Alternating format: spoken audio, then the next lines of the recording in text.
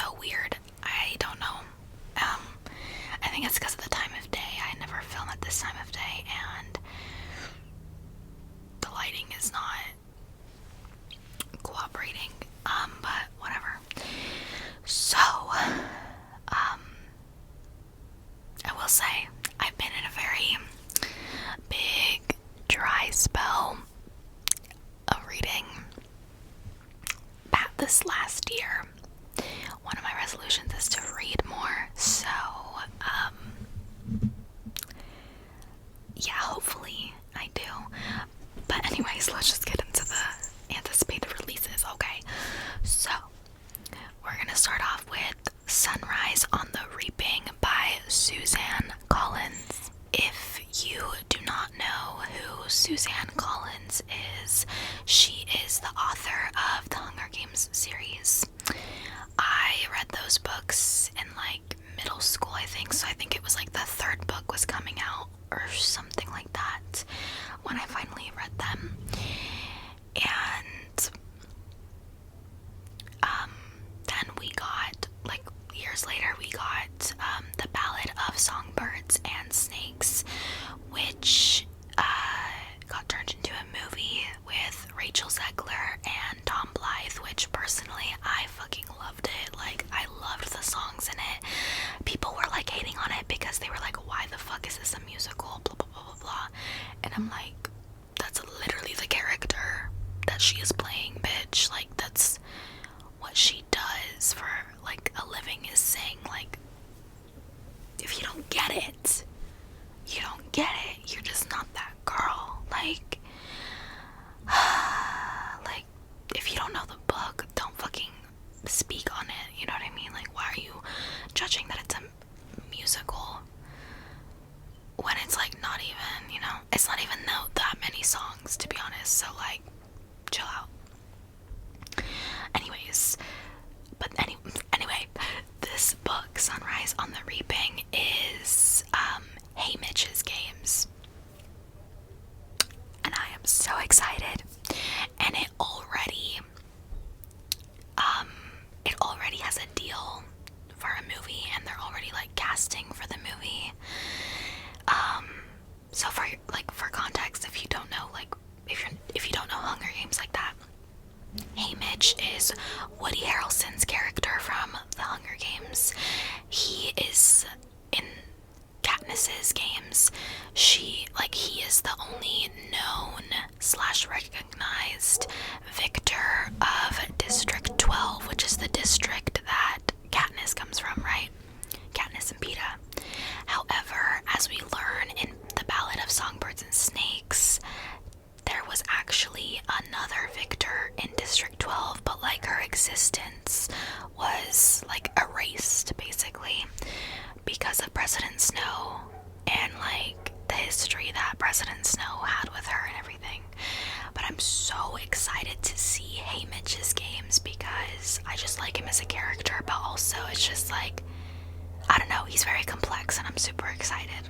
Next on our list is Onyx Storm by Rebecca Yarros. Now, this is part of a series.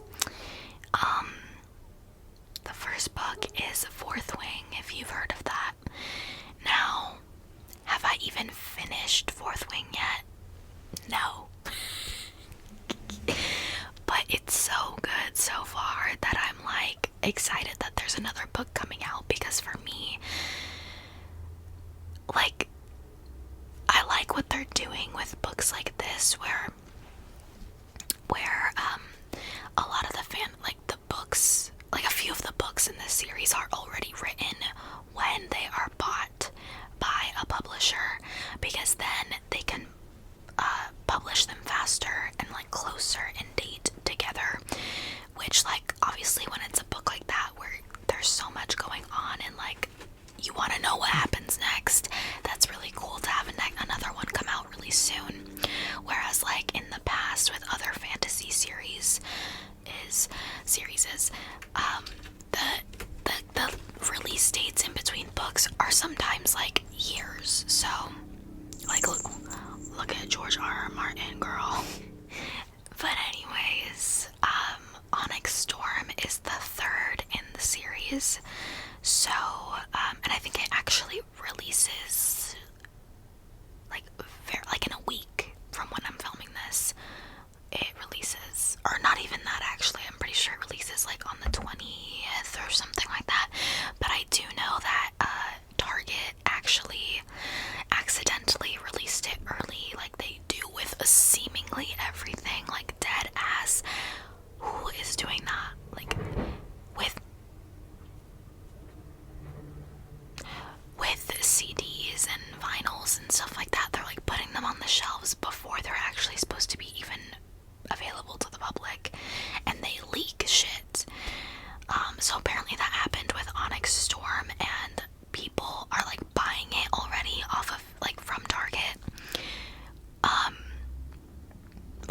my sister's, like, she had to pre-order it, and it, like, just shipped.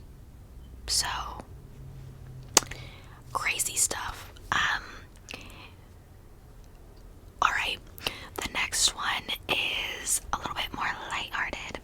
It is an Allie Hazelwood book.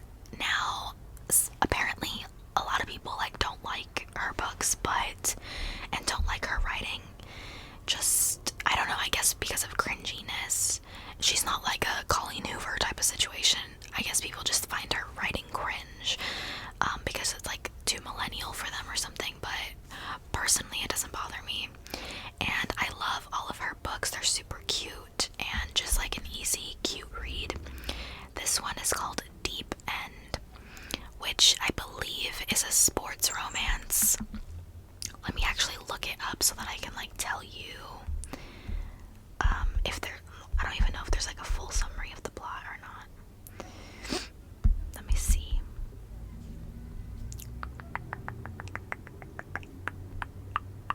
Yeah, okay. A competitive diver and an ace swimmer, so they're both athletes, which I didn't know that part. I just thought one of them was an athlete. They jump into forbidden waters in this steamy college romance.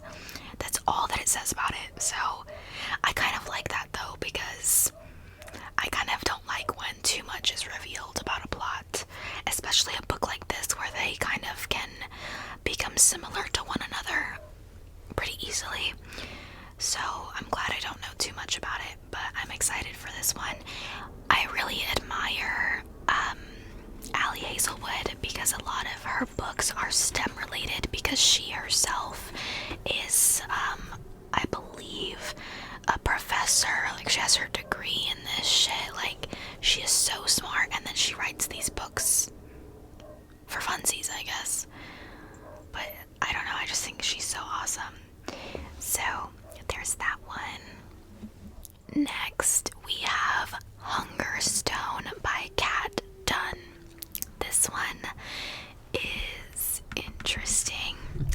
This one I was looking up I can't speak. I was looking up a list of, like, releases in 2025 to see, like, which ones I cared about, and I was, like, looking at the plots and stuff, and then I read the plot to this one, and I was like, I need it. This one, it says, set against the violent wilderness of the moors and the uncontrolled appetite of the Industrial Revolution, Hunger Stone is a compulsive feminist reworking of Carmilla, the book that inspired Dracula, a captivating story of appetite and desire. Sorry, my cats interrupted me. So yeah, Carmilla is, like, one of the OG works of, like, vampire fiction. It's one of the OG vampire stories, which, like I said, was before Dracula. And sorry, there's so much noise happening all of a sudden. And it's basically like a sapphic version of, like, a Dracula type story. It's like a female vampire preying on a female. And it's really popular, so I'm interested to see, like, what the take is on this with this book. And the cover reminds me of my year of rest and relaxation, so interesting. Alright, next is, we're getting into fanfiction turned into regular books. That's what we're getting into right now. And they're all Hermione fanfictions. Now, if you don't know, Hermione is Draco Malfoy and Hermione Granger being shipped together. Yeah, that's what that is from Harry Potter. So, this one is Rose in Chains by Julie Soto, which was originally the fanfiction called The Auction, which I have read. I think it might have been pulled off of like the fanfiction sites already. Now I'll read read you what the auction is first. In the wake of the Dark Lord's triumph over Harry Potter, the defeated must learn their new place. Hermione Granger, former Golden Girl, has been captured and reduced to human chattel, sold to the highest bidder as the top prize at an auction of Order members and sympathizers.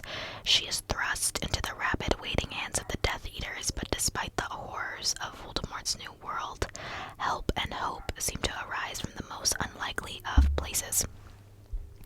So that's the auction.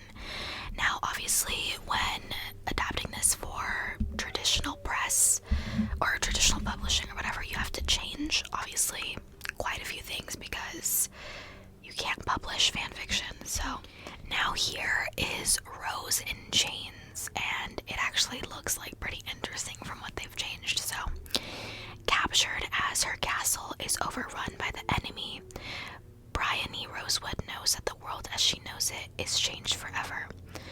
The dark forces of Baumard have won, and her people, the Ever-Sons, face imminent servitude, imprisonment, or death. Her brother, aka Harry Potter, fated to be heir twice over and unite the warring kingdoms, is dead. Stripped of her mind magic and her freedom, Bryony and the other survivors are quickly auctioned off to the highest bidders in an auction, and as the heir's apparent sister, she fetches the highest price. After a fierce bidding war, she's sold to none other than Tuvin, a high-ranking Baumard son, and her long-time and ill-fated infatuation.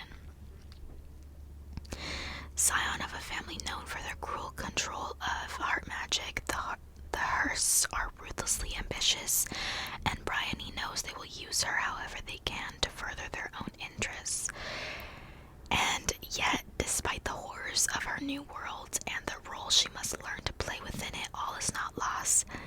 Help and hope may yet arise in the most unlikely of places. So, I've read the auction, so a lot of that is the same as the auction, but it's just called different things, right? So it's really interesting. So I'm excited for that one. Next is another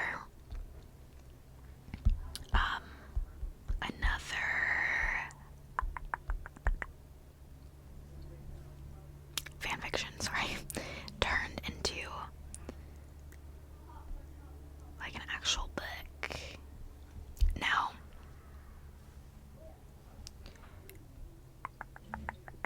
let me see what the fanfiction summary is for this one.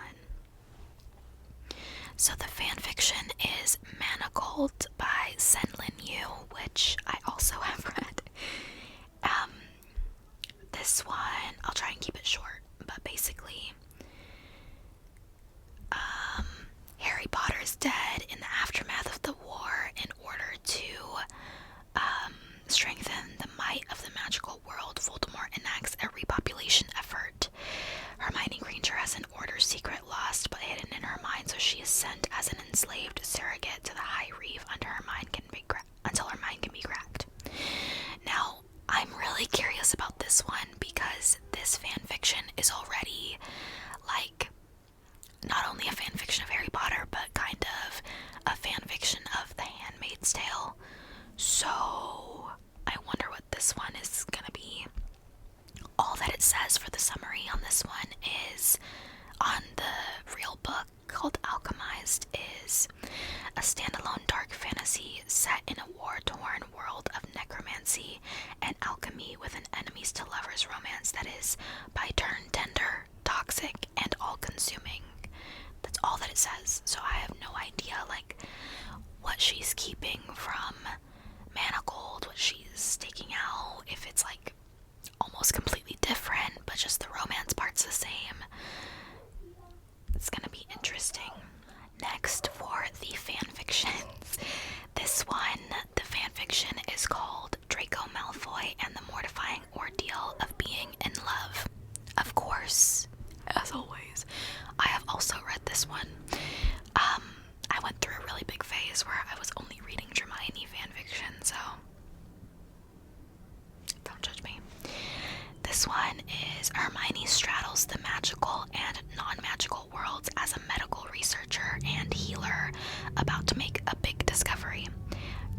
is an aura assigned to protect her from forces unknown to both of their displeasure. And then the book is called The Irresistible Urge to Fall for Your Enemy. I adore the cover of this one. It's beautiful. I love it so much. Let's see what this one is. I haven't read the summary for this one, so let's see. I believe, from what I've heard, though, that she has changed quite a bit. Like, it's not really the same, so we'll see. Okay. Osric Mordaunt, member of the Fyron Order of Assassins, is in dire need of healing. Naturally, such is the grim comedy of fate, the only healer who can help is Orion Fairrim, prominent scientist, bastion of moral good, and member of an enemy order. Orion is desperate for funding to heal the sick, so desperate that when Osric bribes her to heal him, she accepts even if she detests him and everything he stands for. A forced collaboration ensues. The brilliant woman in STEM is coerced into working with the PhD in murders, much to Orion's disgust. As Osric and Orion work together to heal his illness and investigate the mysterious recurrence of a deadly pox, they find themselves ardently denying their attraction, which only fuels the heat between them. Okay, from what I remember about the mortifying ordeal of falling in love or whatever it was, it's kind of a more fluffy Hermione fanfic, which this one sounds definitely more like enemies to lovers period, unless I'm mixing